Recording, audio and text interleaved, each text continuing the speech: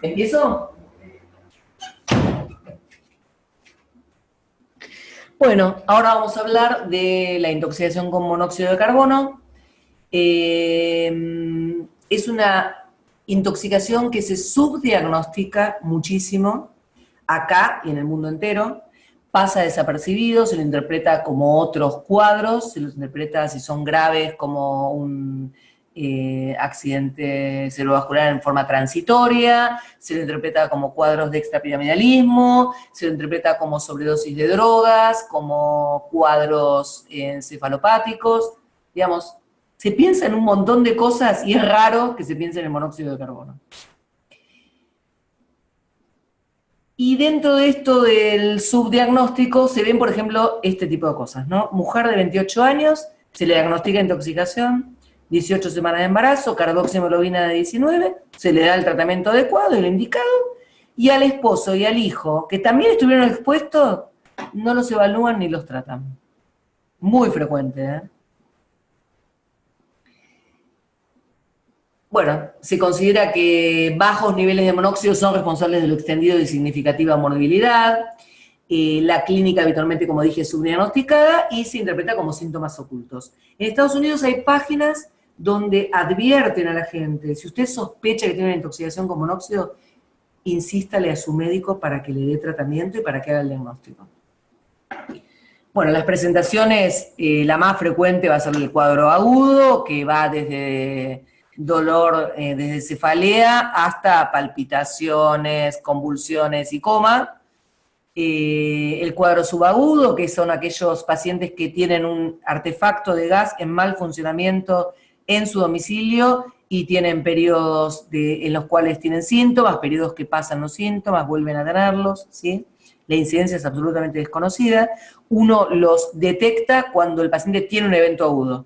Tiene un evento agudo y cuando después de que pasó la internación, estuvo en cámara y todo el tratamiento que se le hizo, va al consultorio externo y uno le pregunta, ¿ya tuvo alguna vez síntomas? ¿Hace cuánto que tiene dolor de cabeza cuando está en su domicilio?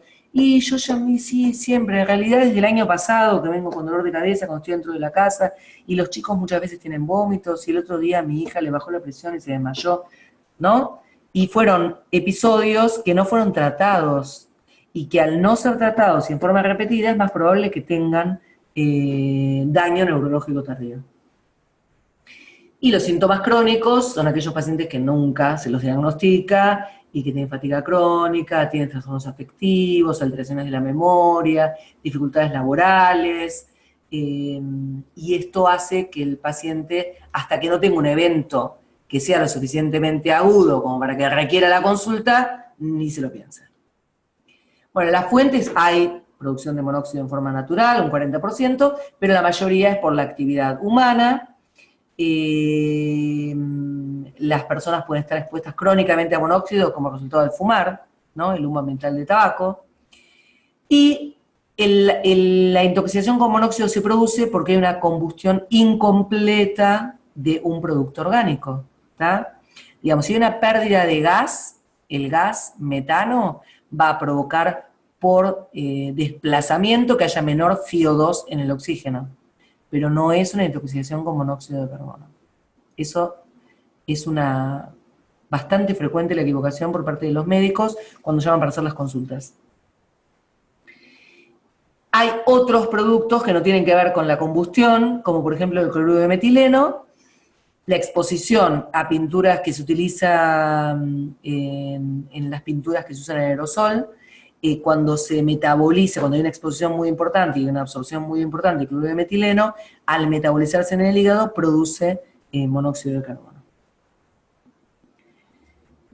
Bueno, este es un estudio medio Mengele que se hizo, está publicado en el Emergency Medicine Journal del 2002, donde exponen 184 personas durante 150 minutos a 500 partes por millón de monóxido. En los testeados la carboxi fue más o menos de un 30%, los síntomas más frecuentes fueron cefalea, mareos, 53% de debilidad.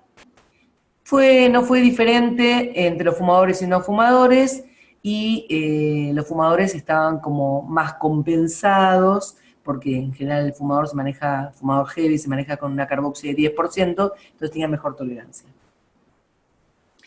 ¿De qué va a depender la absorción? Va a depender de la ventilación por minuto, de la duración de la exposición, de las concentraciones que haya en el ambiente. Los niños se intoxican más fácilmente porque tienen una frecuencia respiratoria más alta. Antes de que existieran los detectores de monóxido, en las minas llevaban pajaritos, y entonces cuando el pajarito se moría, quería decir que había monóxido en el ambiente, tenían que retirarse. También tiene que ver con la frecuencia respiratoria. Tener en cuenta que más allá de la lesión por hipoxia, el monóxido causa lesión por inflamación.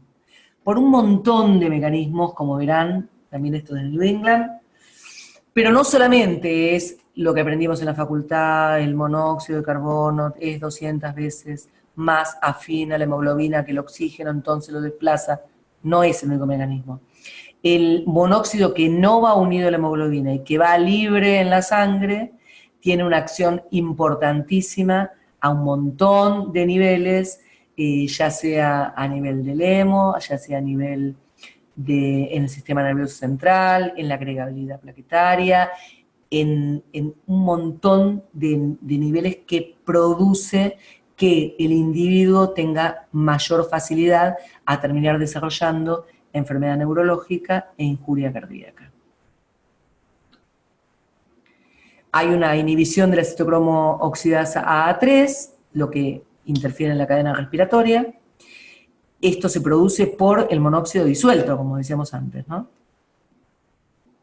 ¿Cuáles van a ser los órganos más alterados o con mayor riesgo? Aquellos que tienen un gradiente de oxígeno importante, como el cerebro y el miocardio.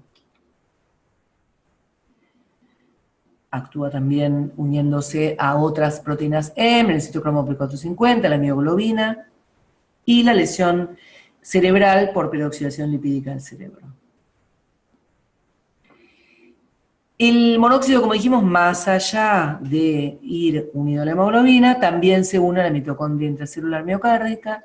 Esto va a empeorar el aporte de oxígeno a la mitocondria. Esto va a afectar la fosforilación oxidativa y la producción de energía. Entonces, en aquellos pacientes que ya tenían una enfermedad coronaria previa, va a tener mayor chance, digamos, de una muerte súbita por una arritmia.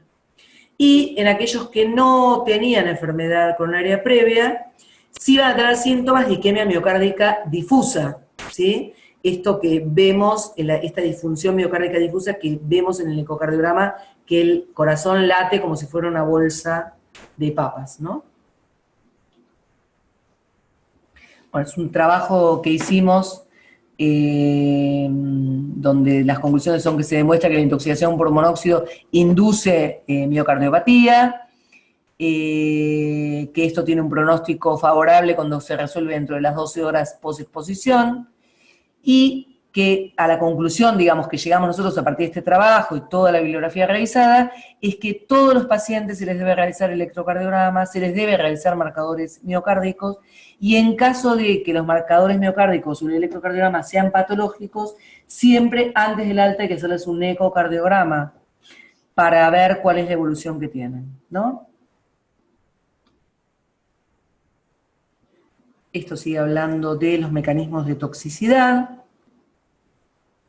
Respecto a las secuelas neurológicas, hay un mecanismo que aparentemente estaría involucrado, que tiene que ver con una falta de reconocimiento del organismo a la proteína básica de mielina, y esto produce que se pierdan sus características y se produce una peroxidación lipídica, digamos, como el sistema inmunológico no reconocería esta proteína básica de mielina, ¿no? Y esto estaría en consecuencia con la aparición de signos neurológicos tardíos. ¿Se acuerdan que las secuelas neurológicas pueden ser o inmediatas, el paciente está en coma, sigue en coma, y continúa en coma y termina muriéndose, o se recupera pero con muchísimo deterioro cognitivo, o aquellas que aparecen después de una latencia en la cual el paciente está asintomático y a las 2 semanas de haber tenido el incidente con el monóxido de carbono aparecen algunos trastornos cognitivos, aparecen alteraciones en la memoria, por eso son pacientes que siempre deben ser controlados posterior al alta. Entonces, vuelvo a repetirlo porque me parece que es importantísimo, todo paciente con intoxicación con monóxido de carbono tiene que tener un electrocardiograma y un juego enzimático de ingreso, si la troponina es positiva, un ecodoppler, evaluar la posibilidad de una cámara gamma, va a depender del lugar donde estemos, y siempre hacerle un mini mental de ingreso y posterior, y vamos a ver qué evolución va teniendo. Bueno, esta es una población de Toximed Argentina, que trabaja, digamos, en diferentes sanatorios, edades extremas entre 88 y 6 meses, la media fue de 30 años, esto es de abril a agosto del 2011, esta fue la distribución por sexo, la mayor parte eran menores de 14 y, digamos, familias, ¿no? Y de 26 a 36 años. El periodo más importante y con mayor cantidad de pacientes fue, que fueron 40 pacientes, fue en junio. Esta es la distribución según si fue una intoxicación con monóxido de carbono puro por mal funcionamiento en combustión incompleta de material o si fue asociado a inhalación de humo. Fueron 114 pacientes, de los cuales 9 solamente, perdón, fueron 114 pacientes por monóxido puro y 9 por síndrome de inhalación de humo. Volvemos a repetir en lo mismo otro trabajo respecto a la injuria miocárdica. Estos son los niveles de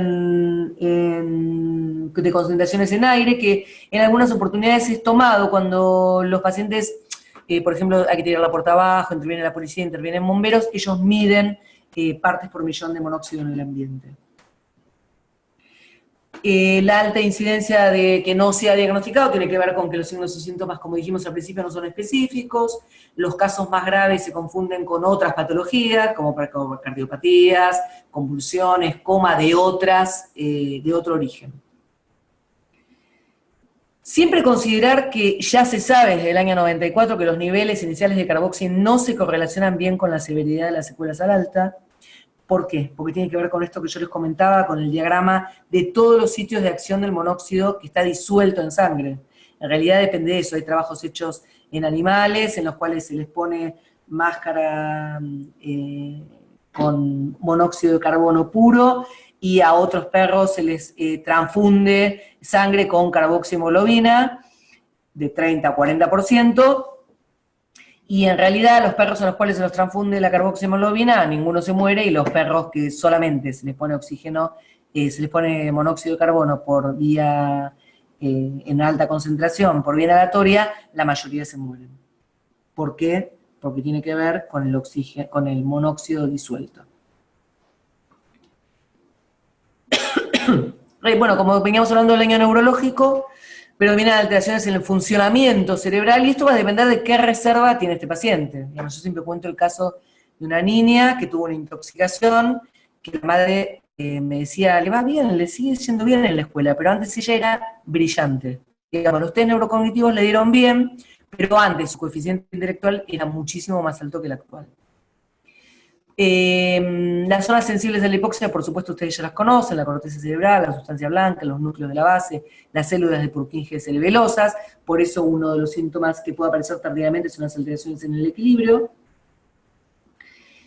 Y la naturaleza y la distribución parece depender de la gravedad, rapidez y duración de la deprivación de oxígeno. Son muy parecidas a las lesiones que aparecen por reperfusión.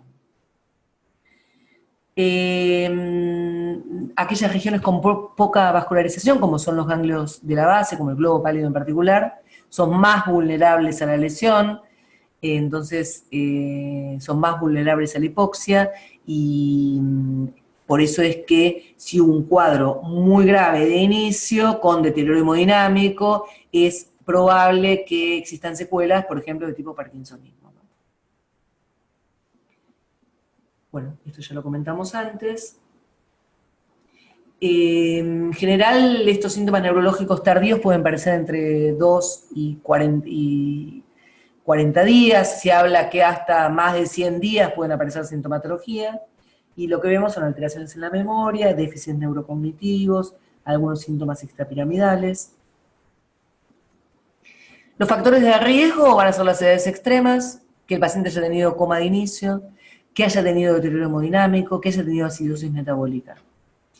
En general, la recuperación es completa entre un 50 y un 75% de los pacientes, y pueden persistir con síntomas alrededor más o menos del 11% en algunos estudios que se han hecho prospectivos.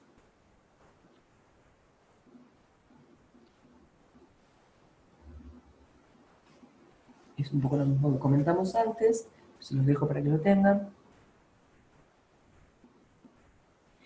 La resonancia nunca hay que hacerla en forma precoz, siempre hay que esperar por lo menos un mes en realizarla, se ve hiperintensidad en T2, prevalencia de lesiones, la verdad que es desconocida, hay lesiones de los ganglios, se pueden ver lesiones en los ganglios de la base, atrofia en hipocampo y otras estructuras, a veces hasta varios años posterior al evento,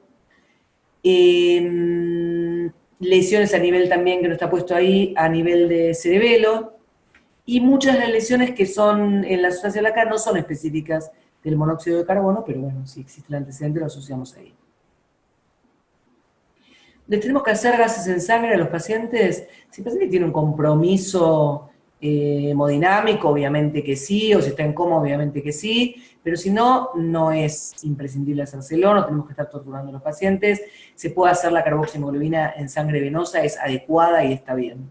Recuerden que los saturómetros, ahora hay saturómetros también de monóxido de carbono, de hecho SAME tiene, cuando va a los incendios lleva saturómetro no solamente de oxígeno, sino también de monóxido de carbono. Si utilizamos solamente el saturómetro de oxígeno, nos va a dar normal, porque la longitud de onda de la oxihemoglobina es igual a la de la carboxiemoglobina, así que no nos confundamos, es error frecuentísimo, va a la ambulancia, no, quédese tranquilo, lo saturan, quédese tranquilo, la saturación está normal, puede quedarse, lo dejan en el domicilio.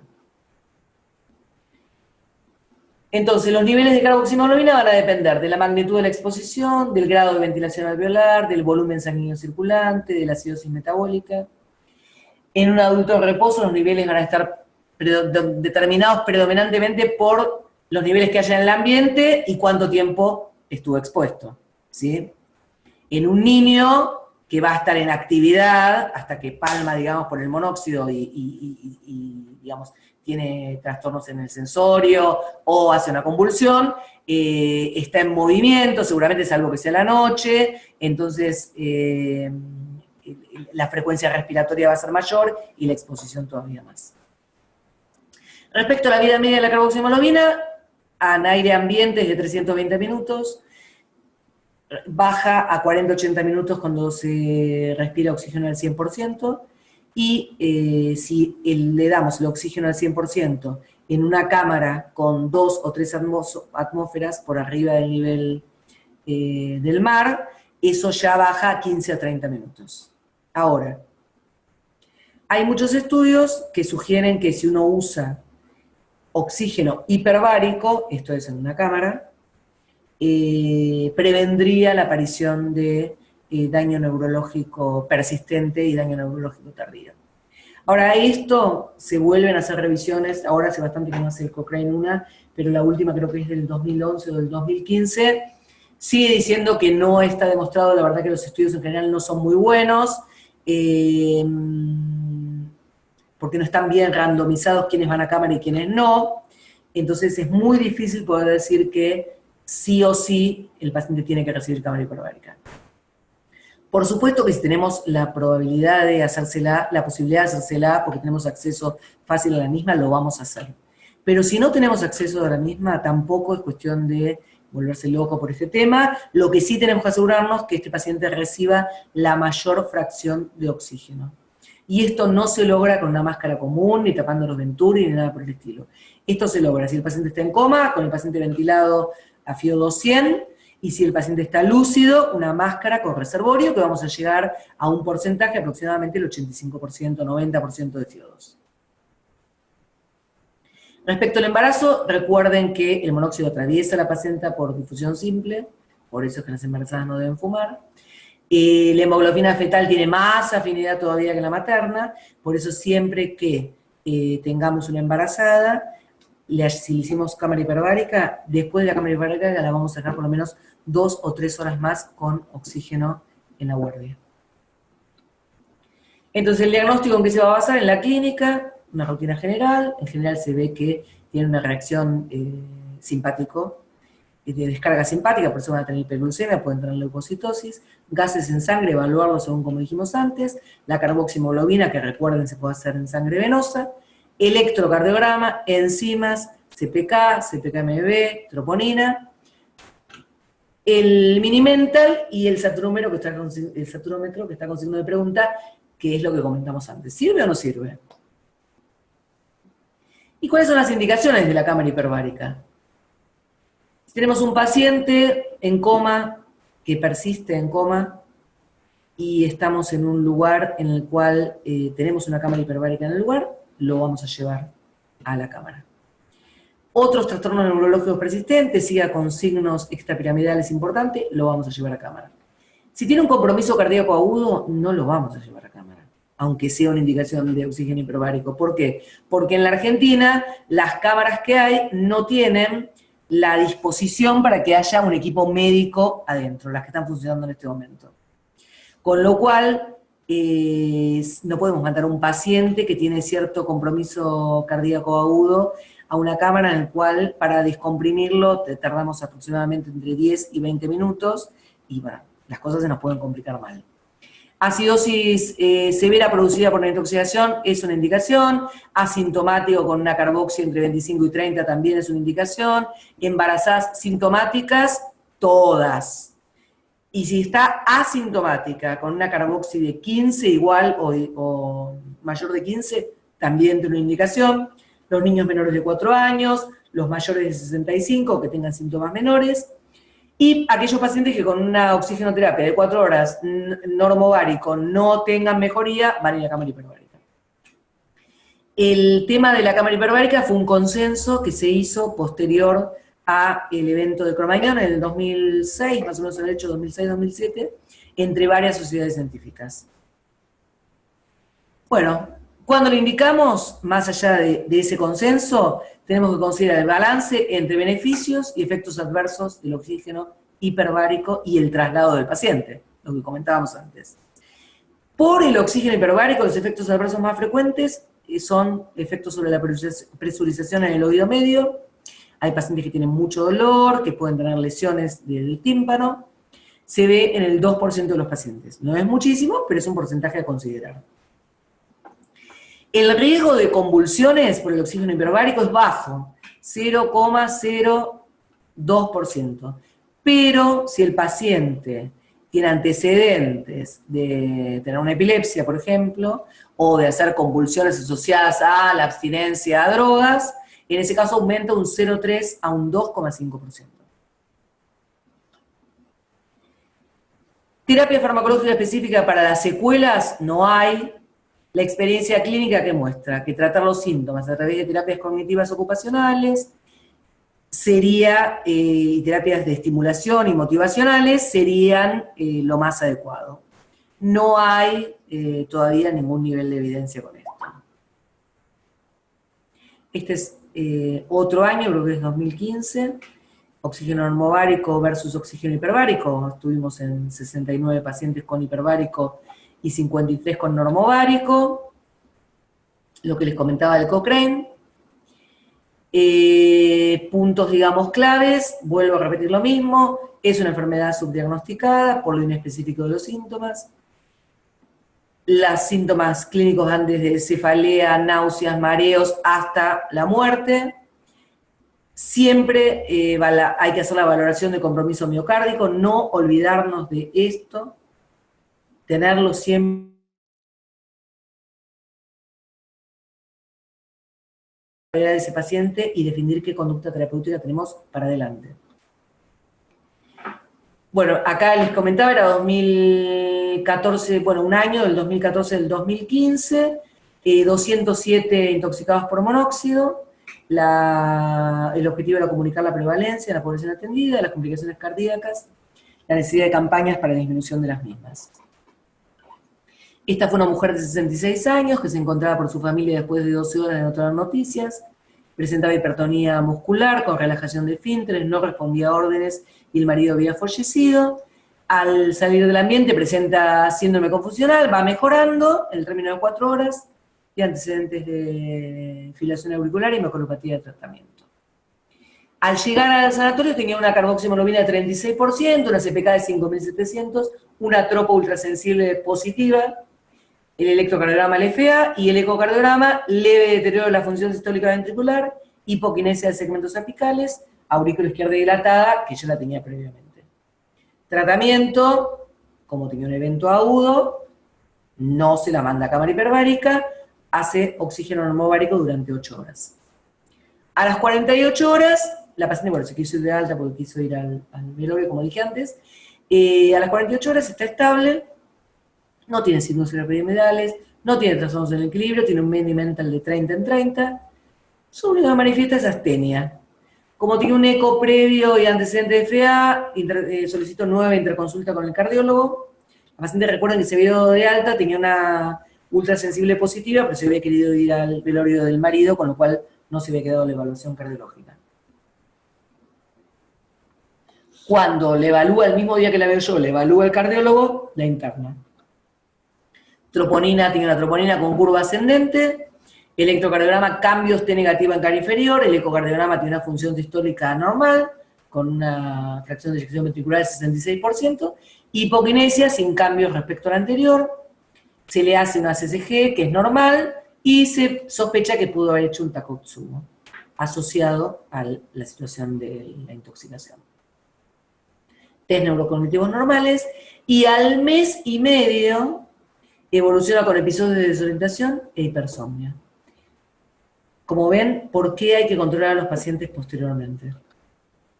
El segundo caso es un paciente de 42 años, una mujer que sale a la noche, el lunes no va a trabajar, bueno, la encuentran en coma con episodios de descerebración, asistencia ventilatoria mecánica, pseudoanalgesia, todavía tiene una carboxi de 13,5%, una troponina aumentada, una CPK aumentada, un ecocardiograma con hipoquinesia severa en segmentos medios y apicales, una hipoquinesia leve en segmento basal y una fracción de eyección ventricular del 17%. Tenía esta tomografía con hipodensidad de ambos globos pálidos. Esa paciente, por suerte, evoluciona bien, ¿sí? Recupera su funcionalidad miocárdica, se le hace un control con una resonancia magnética de corazón, de miocardio, y por suerte es normal, y el deterioro neurocognitivo va evolucionando favorablemente al año. El caso 3 es